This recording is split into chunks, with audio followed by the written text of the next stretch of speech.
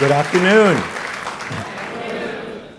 My name is Dave Schmidtlein, and I'm Dean of MIT's Sloan School of Management. Welcome as we celebrate 100 years of management at MIT. Let's begin, if you haven't already emptied your glasses, with a toast to you and your families and to MIT. Cheers.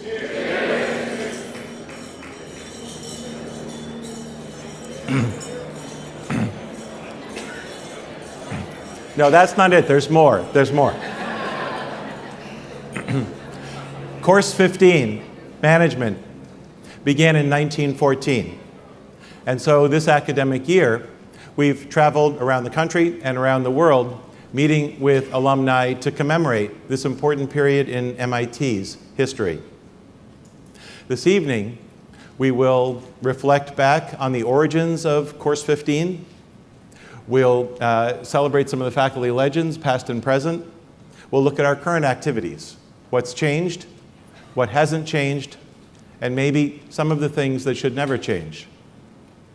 I hope this evening is an opportunity for you to reflect on your experiences within Course 15, either during your time as a student or in the time since. And I have asked one of our distinguished alumni a little later in the program to share with you a few of his reflections as a student and in the time since. I think if you want to understand Course 15, Management at MIT, it's really quite important to go back to the beginning. And by the beginning, I actually mean a period even before 1914. In fact, all the way back to the beginning of MIT itself, with its visionary founding president, William Barton Rogers. In the spring of 1861, William Barton Rogers brought to the legislature of the Commonwealth of Massachusetts a charter not for a new university, but for a new kind of academic institution. And I'd like to share with you just part of the text of what he promised the Commonwealth that this new institution would be. I want to highlight just a couple parts of this text. MIT, not MIT's Sloan School of Management, but MIT itself, was to be a school of industrial science. That's what MIT was, that's what MIT is. And what's that science for?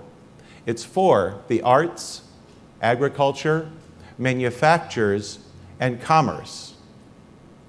MIT is a school of industrial science applying that science to arts, agriculture, manufactures, and commerce. The charter was never changed, and in fact, these words can be found at the top of the little dome as you walk into MIT from 77 Mass Ave at the west end of the Infinite Corridor.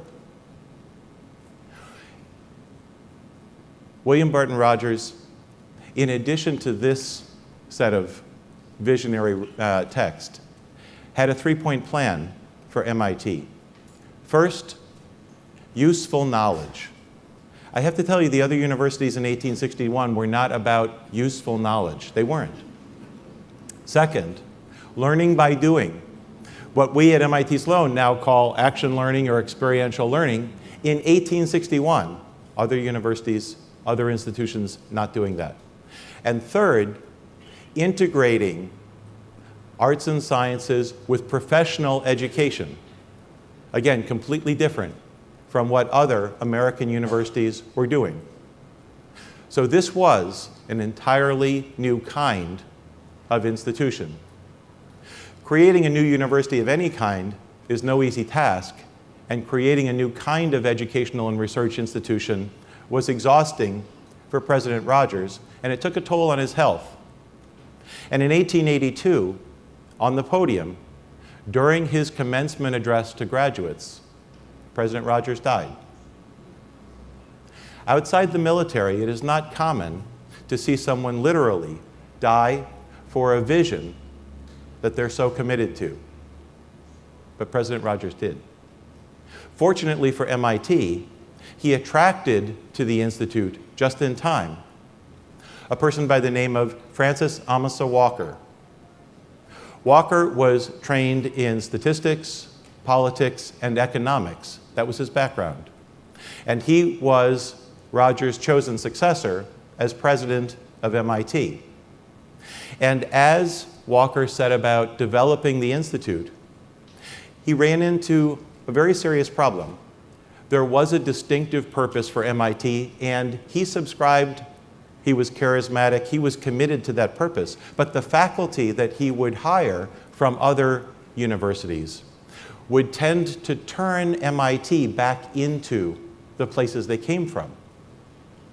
And so President Walker needed someone from among the faculty itself to sustain the commitment to commerce, to practice, to industrial science. And the person that he attracted as a young economist from Johns Hopkins to lead the faculty was Davis Dewey. Davis Dewey worked toward making concrete William Barton Rogers' original vision. He worked with President Walker and then later with Richard McLaurin. And for Davis Dewey, the final cornerstone in William Barton Rogers' vision came for him in 1914, when Course 15, when management was finally approved by the MIT faculty as a formal program. I think it's important to understand what Course 15 was. It was the fulfillment of that vision. But it's also important to understand what Course 15 wasn't. It wasn't something else. Other schools of business, other schools of management, other programs in management were growing up at other American universities, and in every case, those programs were something else. In 1908, Northwestern, this is not picking on other universities, so if you went to any of these places, don't write in.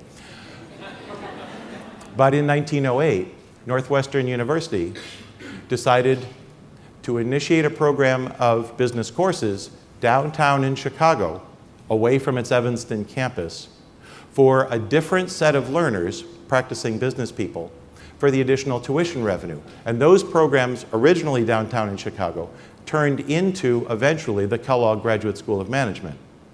In 1881, Joseph Wharton needed accountants for his mining operations, and he wanted American universities to teach accounting, to train accountants. And eventually, the University of Pennsylvania took him up on his offer to support that kind of education, to do something different for different people. Course 15 wasn't something different. Course 15 was part of the original vision here at MIT. I think that mattered then. I think it matters now. When Course 15 developed, over its first 50 years, under the leadership of Davis Dewey, but by the way, people know where Walker Memorial is, right, along Memorial Drive? That's the memorial to Francis Amasa Walker. And some of you Course 15 alums have been in Dewey Library. Anybody remember Dewey Library? Some of you don't go there very often, I know. But that's the memorial to Davis Dewey. It's not the Dewey Decimal System. It's actually for Davis Dewey. These people were leaders in our community and in MIT's community broadly. So as Course 15 developed, it had two, I think, kind of signature characteristics. First, Course 15 wasn't an island. It was deeply integrated with the rest of MIT. James Killian, legendary president for MIT in the 1950s, was himself an undergraduate alum from MIT, and he said that the best course that he ever took as an undergrad was a course that was within Course 15, in fact, one taught by Davis Dewey. Relationships between management, Course 15, and economics were strong, but other relationships were strong also. And those relationships worked in both directions. MIT's perspectives on deep analysis from science were carried across campus and were reflected in the perspectives and the approaches to research and management that you saw within Course 15, and that continues to this day. There was another characteristic of Course 15 as it developed, and it's directly a legacy of Walker and Dewey. The way that Course 15's faculty were organized reflected the basic disciplines that Francis Walker brought as president. We still organize our faculty today in statistics and operations and mathematics, social sciences and humanities, and in economics and finance. And so there is a real continuing importance from the sense of what Course 15 was originally. Now, I'd like to take a few minutes, if I could, to celebrate a few of the legendary faculty for Course 15. And I'd like to do that, if I could, by using the same organizing framework that we just talked about. We can start with math and statistics, then social sciences and humanities, and then economics and finance. So if we start with math and operations, on your top left, a great place to start is with Jay Forrester, indeed one of the legends of Course 15. As many of you know, Jay Forrester invented the field of systems dynamics and was a mentor to thousands of academics and practitioners around the world who designed and redesigned complex socio-technical systems.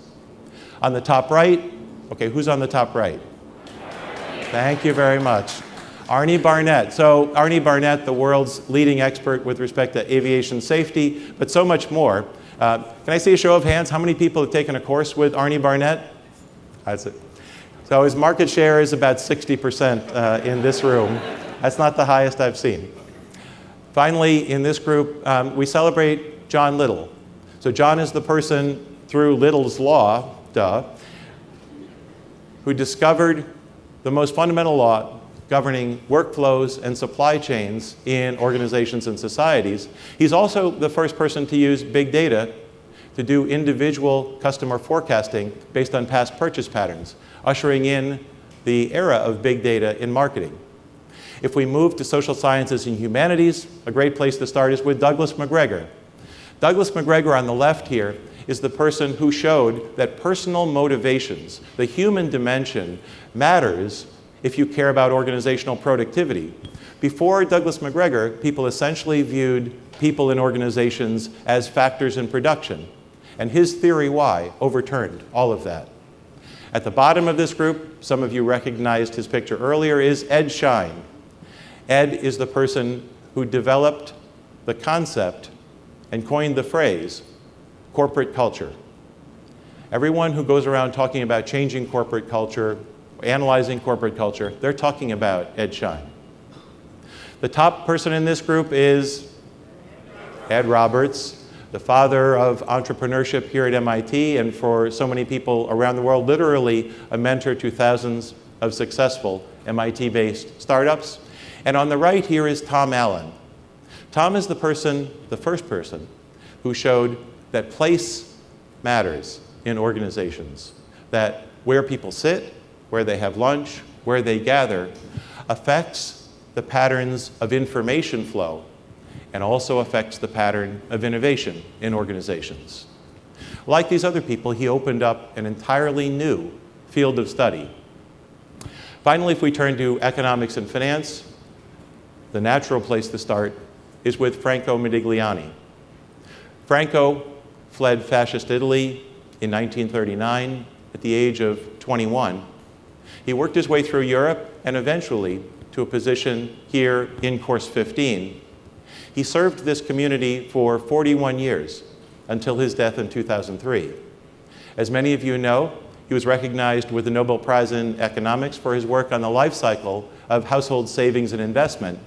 And his Modigliani-Miller theorem, which is still taught to this day, tells the conditions under which equity financing and debt financing have the same or different effects on corporations. Later in the lobby, we'll have a test on Modigliani-Miller, and we'll see how everyone does. Franco also cared about practice. Like these other people, he was deeply theoretical, but he cared about impact in the real world. He invented a new kind of credit card. He fought against changes to patent law that would have disadvantaged inventors. Turning to the top right, we're looking at Fisher Black. Fisher was a member of the PhD program in Harvard University, first in physics, then in mathematics, then in computer science, then in artificial intelligence, and then Harvard University threw him out of the PhD program. But he came to MIT, he worked with Marvin Minsky, and as you know, his work on pricing options was the subject of a Nobel Prize granted in 1997 that wasn't awarded to Fisher because he had died by then. Fisher was an amazing, a blazing intellect, but he also, again, cared deeply about practice. He worked for the Rand Corporation, he worked for Arthur D. Little Consulting, in addition to serving as a professor. And finally, among this august group is Professor Bob Merton. Bob received his PhD in economics from MIT in 1970. His advisor was Paul Samuelson. He immediately came over to management to Course 15, and for the next 18 years, he developed what's come to be called continuous time finance. And for that work, he was recognized with a Nobel Prize in 1997. Bob also was deeply concerned about practice and started a company called Arbitrage Management, which was one of the earliest successful hedge funds. It was a sad day for MIT when Bob left for Harvard Business School in 1988. That's not the usual dean speak, but I'm saying it on purpose because when I have gone to our alumni and talked about these amazing icons, there's celebration, but there's also anxiety. Because we know how amazing these people were, how innovative they were, how they opened up new disciplines. Are we as great now as we were then? I mean, after all, when Bob left, Stu Myers and John Cox in finance still lit the flame, but Franco was 70 years old. The group actually was entering a period where it wouldn't give tenure to anyone for over a decade. We had just hired a young person from the Wharton School whose name is Andrew Lowe, but that gets us ahead of the story. It's important and fair for our alumni to ask, is the distinct vision that we talked about this evening still at the heart of Course 15? Do we have the kind of faculty, the kind of leaders who will be able, as these people did, to attract the best students, the best companies, to create the kind of impact that will bring the kind of prestige to Course 15 that we hope for? That's a challenge for us every day. We can never rest on our laurels. But I want you to understand that we commit ourselves every day, every year, to attracting and retaining exactly that same kind of person. People who today are opening up new fields of inquiry. Some of you who attended today's colloquium earlier got to see some of those people, and I'm very proud of them as faculty. Those faculty today stand on the shoulders of giants, but they don't stand in the shadow of giants. They are the leaders of today who are fully worthy of the legacy that we just discussed. So this afternoon into this evening, I'd also like us to celebrate the faculty of today. Very briefly, using the same kinds of categories that we just talked about. You start with math, then go to humanities, and then talk about economics and finance. You recognized the photo of John Sturman earlier. So John is the person who was trained here at MIT. He was a J. Forrester student in system dynamics. And he took the study of system dynamics into the ways that climate change is understood and misunderstood by business people, by policymakers, and by the general public. John is the one person at the failed climate change summit in Copenhagen in 2009 who was there on his laptop telling the truth about what every country's proposals would do and wouldn't do to carbon emissions, and, if you believe the science of the time, to water levels, temperature rise, and so on. Not many schools of business would have someone like John on their faculty. It's important for us to have the kind of impact that John represents. If we move forward, it's great, and again, some of you earlier today saw Professor Roberto Rigobon. So Roberto, as some of you know, is the person who has reinvented the measurement of inflation. His new index of inflation measures it country by country, item by item, every day, using the prices that retailers post online. His billion prices project is not just changing the way inflation is measured, but it's changing the way inflation is managed. So Roberto has shown that the inflation rate in the country of Argentina is substantially more than twice what the government of the country of Argentina says that it is. And that's not just a nicety. For his pains in bringing those facts to light, the government of Argentina has promised to put him in prison if he would enter Argentina. And to make that a somewhat more convincing boast, Argentina has imprisoned economists in the country for downloading Rigobon's data. If we move forward, Tavneet Suri, again, some of you saw Tavneet earlier today, is the world's leading expert on the way that technological innovation affects economic development in sub-Saharan Africa. From Kenya to Zambia, from the Ivory Coast to Sierra Leone, she's the person who's shown how food prices are affected when a country builds a system of secondary roads for the first time, how new water distribution technologies affect agricultural production, and how the advent of cell phone-based mobile money is changing household management and household risk-taking in countries that don't have a functioning banking system. Again, these are people opening up whole new important areas of inquiry. If we turn to humanities and social sciences, some of you saw Fiona Murray earlier today. Fiona is the world's expert in the way that scientific invention is turned or not into new products and services and, or not, turned into new enterprises. For her efforts, President Raphael Reif has named her the co-director of MIT's New Innovation Initiative. Moving forward, it's great to celebrate Professor Yasheng Wang.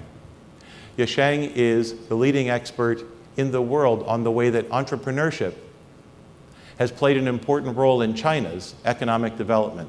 He is the one person who went province by province using local business records to document the incredible, the overwhelming, in fact, role of local entrepreneurs, not foreign capital, in driving the Chinese economic miracle, literally rewriting the textbooks with respect to China's economic development. And finally, it's a great joy here to claim Peter Senge. Peter is the founder of the discipline of organizational learning. He's the person who coined the phrase, the learning organization. And his foundational upbringing, if you will, as an academic, began here at MIT as well. His PhD is in systems modeling from MIT Sloan. Lastly, if we talk about economics and finance today, as I said, in the 1990s and the 2000s, there was reason for concern. We did have some amazing points of light. Professor Antoinette Shore, who you see here, is a worthy successor to Stu Myers in corporate finance. And Leonid Kogan is a worthy successor to Bob Merton in quantitative finance. We also were very fortunate a few years ago to have Professor Simon Johnson on the faculty here in applied economics as a brave and insightful analyst of financial systems. Simon, while on leave as chief economist for the International Monetary Fund in 2007, is the person who said 30 times leverage is too much leverage for the US banks. And 62 times leverage is too much leverage for the European banks trying to keep up with the American banks. And both sets of bankers got him invited to go back to MIT and be quiet. Having faculty in earlier years and now who have the courage of well-founded convictions, it's a huge point of pride. Some of you saw Andrew Lo earlier today. So in 2008, 2009, Andrew had come of age as a scholar and was ready to lead the finance group at MIT on a journey literally of reinvention.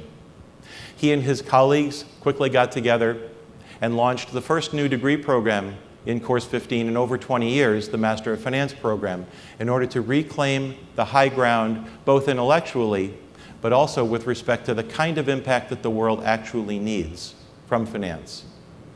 He hired Deborah Lucas from Northwestern University's Kellogg School to bring a policy focus to the finance work at MIT. She had been the chief economist for the US Congressional Budget Office, among other things. And they also hired Jonathan Parker. Jonathan is the person who is enabling us to recapture Franco Modigliani's legacy. He is the world's expert today in the way households manage their investments through their life cycle of investing, saving, and spending. And in light of these changes, about 2 years ago, Bob Merton called Andrew and called me and asked if it would be okay if he would retire from Harvard Business School and come home to MIT and serve on the faculty. And we said yes.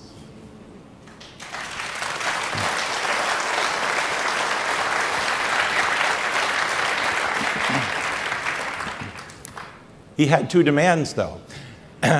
His first demand was that he be allowed to contribute to the Center for Finance and Policy because he feels that finance needs to be different, but still have great impact. And second, he asked to teach lots and lots of MIT students. So to wrap this up, I'd like to spend just a few minutes on those students and on the way that the school looks today. Some of you had an opportunity this weekend, some of you for the first time, to see the new facilities that we have and the facilities that are in process with respect to renovation. We've never been about buildings. We're not about buildings now. But we need places that are functional, that let us do the work that our students demand of us. This has also been a great time to be a student at MIT Sloan at course 15. Applications to our MBA program are up over 50% over the last 5 years. We have between 10 and 12 applicants per seat now for that program. And 3 of the last 5 years, our graduates have had more job offers at graduation than any other leading school. We've also been reinventing ourselves, both in the MBA program and beyond. This year, we've worked to recreate elements of our undergraduate program, which always needs great attention and is important for us. That was the really point of origin for course 15. We also launched an executive MBA program 3 years ago for senior executives, average age 40, that is the domestic complement to our largely international Sloan Fellows program. This expansion in programs has allowed us to increase the MIT Sloan faculty, and we've needed to do that in order to fulfill a new set of expectations about global engagement. Last year, we made 11 offers to faculty to join us. The number of people who accepted those offers to join MIT's Sloan School out of that 11 was 11. We are the place that people want to be.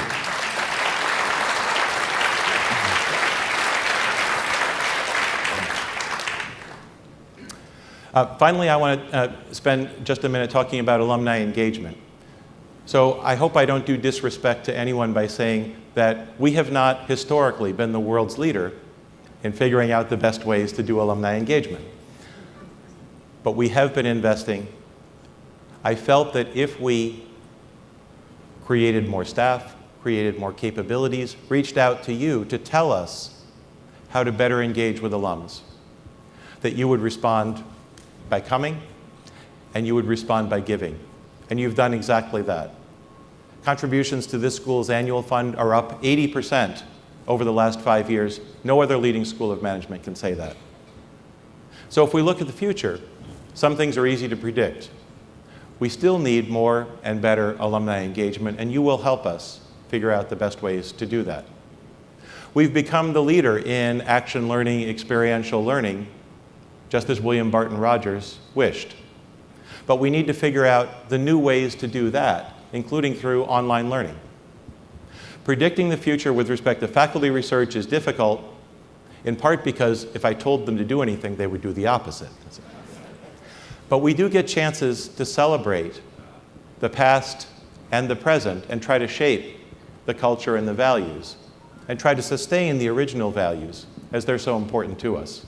And so this fall, at the beginning of this year, I sat with our faculty and staff in a plenary meeting and shared them some of the original text that I shared with you this evening from MIT's charter and the vision from William Barton Rogers and beyond. And I took an opportunity to make a connection between that vision of industrial science and impact and our faculty today, who are reinventing healthcare systems to be affordable and effective, who are defining a new path through the digital economy, who are figuring out the right ways to make finance relevant in the life cycle of households, in resilient global economic systems, and in bringing capital to some of the world's greatest challenges. Opening up new areas of inquiry is still the task that our faculty set for themselves. Discontinuous innovation is still the badge of honor. I think William Barton Rogers, Francis Amasa Walker, and Davis Dewey would be proud. I hope you're proud too.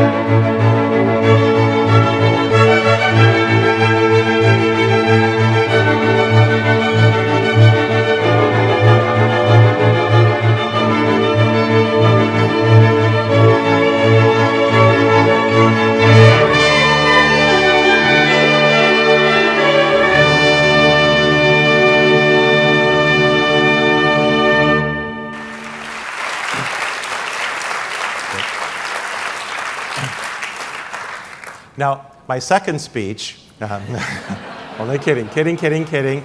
As I mentioned earlier, I am very delighted, very proud to invite one of your own, one of our MIT Sloan Course 15 alumni who's here with us this evening to share a few thoughts, reflections of his own. This is not just an incredibly thoughtful alumnus of the school, although he is that. And he's not just a hugely successful alumnus. He is that also.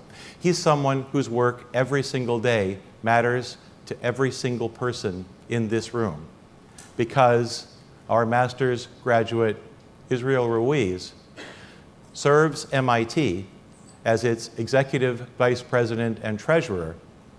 Israel is the chief fiduciary officer for MIT. He has responsibility for all of the institute's finance and administrative functions. What that means is he's responsible for over $14 billion in assets, for an annual budget of over $3 billion, and for a capital plan well over $1 billion. And he's also a huge, thoughtful supporter of Course 15. Would you please welcome to the stage Israel Ruiz.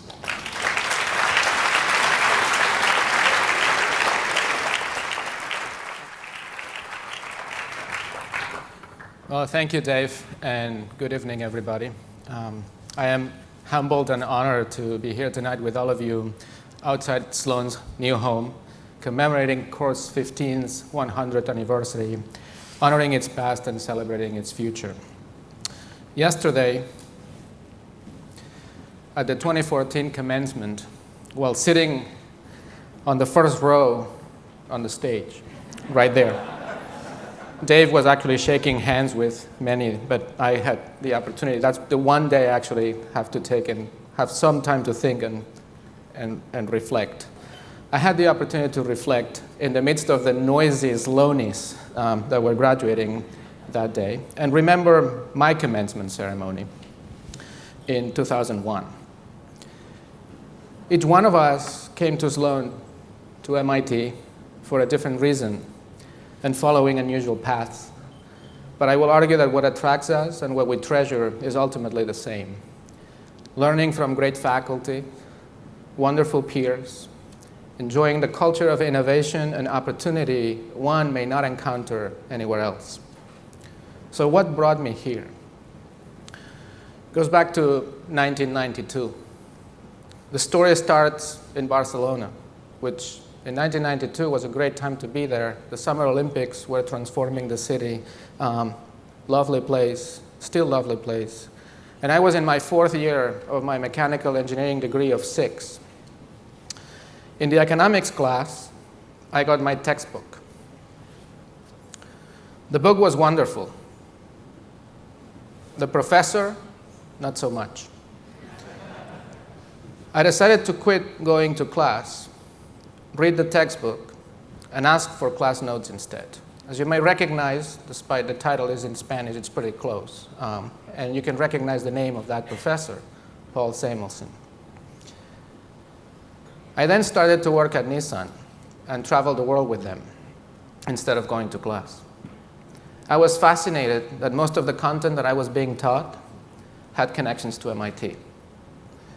After a few years, with encouragement of my now wife, and thanks to being awarded a prestigious and generous fellowship, I decided to apply to Sloan and quit my job at Hewlett-Packard. I visited Sloan and Boston for the first time the winter of '99. I also visited the other technical school on the West Coast, where I was.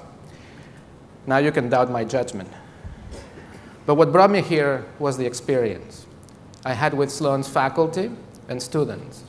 I encountered an old E-52 and ran down offices full of amazing people like Paul, who actually graciously greeted me and talked to me, just passing by. So how was the time at Sloan? Sloan was exhilarating, jam-packed, intense, and upon reflection, short, way too short.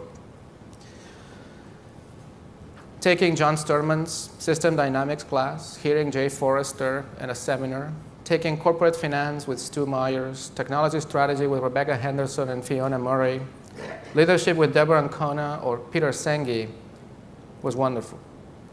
But above all, learning real negotiation at the Marichals, having fun at a C function at Walker Memorial, and a formal gala.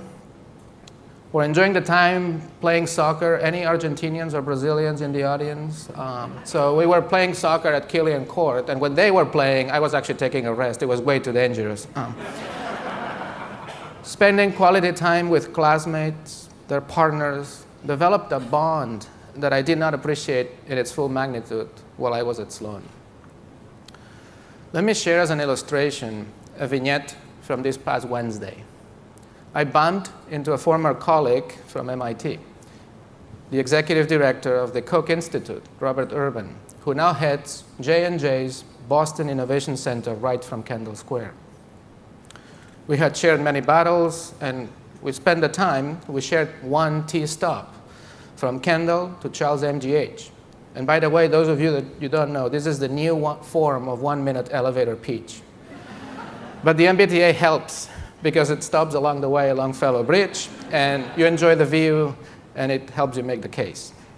So he tells me, hey, I saw 2 of your co-founders at a gathering at the US Embassy in Israel. That's the country, not me. They told me all about 3A bioinformatics. Jeff, in the picture, in the center picture, down to your right, was one of the partners of one of my teammates at Sloan, and Carlos Benaim, who's not here, we all made it to the 50K semifinals. That year, another one of our classmates, Sudhir Borgonia, won the prize with Angstrom Medica, ultimately acquired in 2007. Sloan's famous entrepreneurial spirit at its best.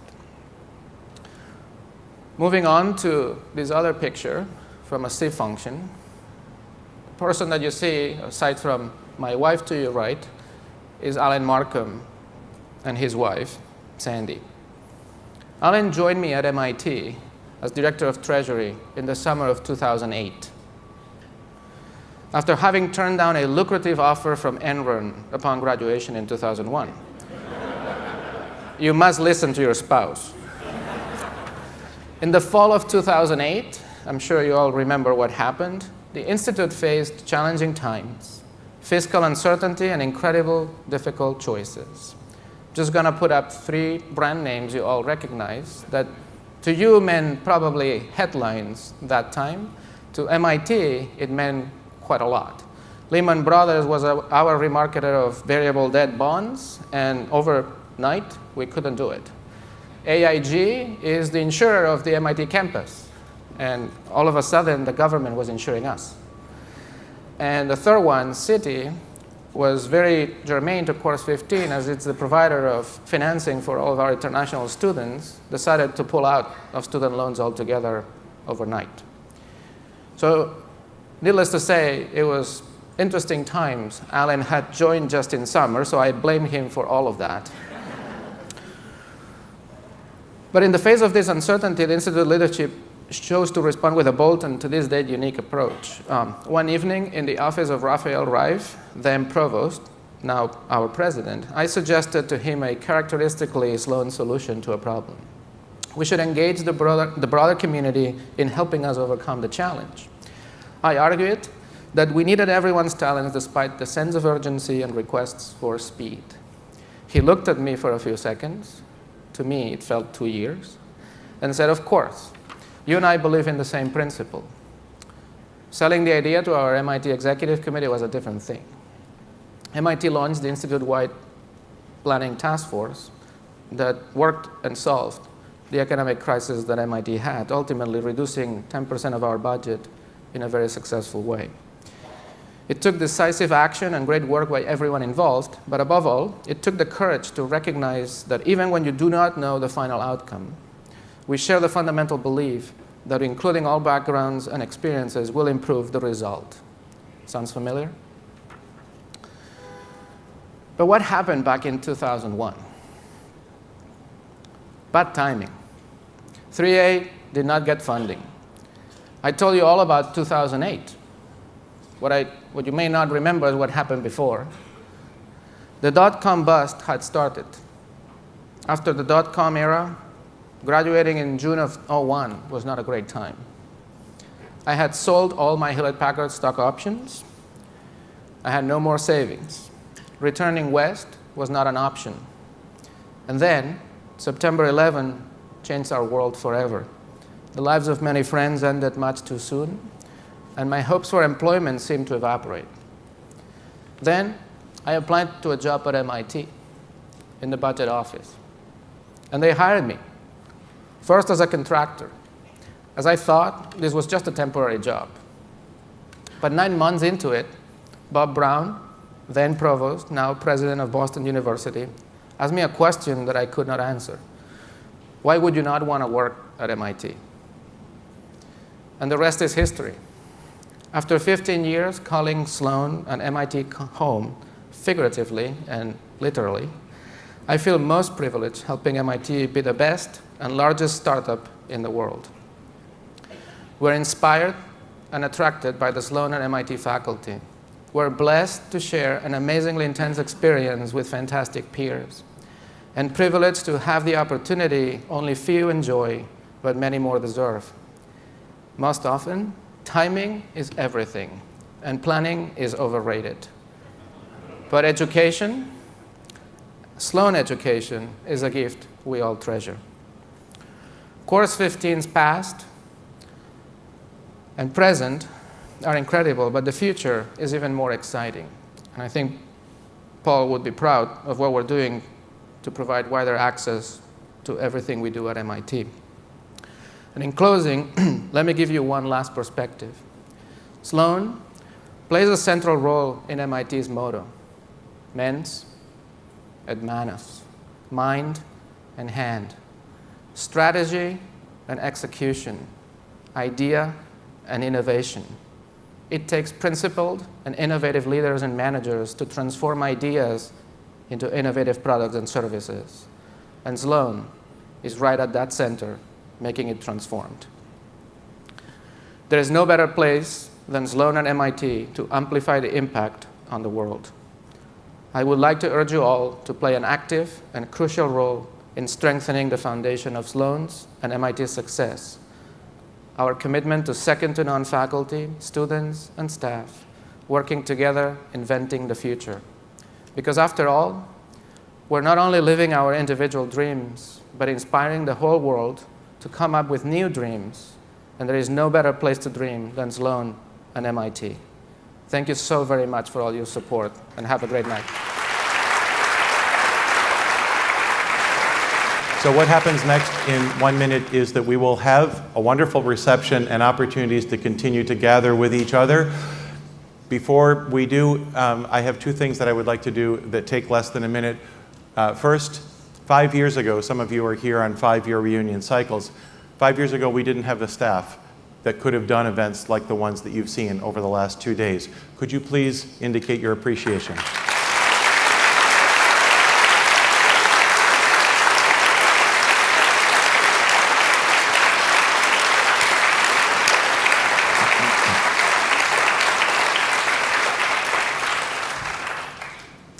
And second, you know I'm going to ask you for your financial support. I am going to do it this evening. It's not just my job, it's also a passion. Management education of the sort that we do here is expensive. It's a very competitive world. That is a good reason to support us, but that's not the reason I'm going to ask for your support.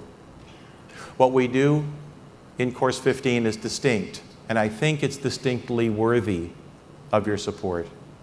I hope that might matter to you, but that's still not the reason I'm asking you to support MIT Sloan. The reason is you're here tonight because you care about MIT. You do. Protecting and sustaining the things that you love is one of the greatest joys in life. You should give yourself that joy. Let's enjoy each other's company in a reception in E62.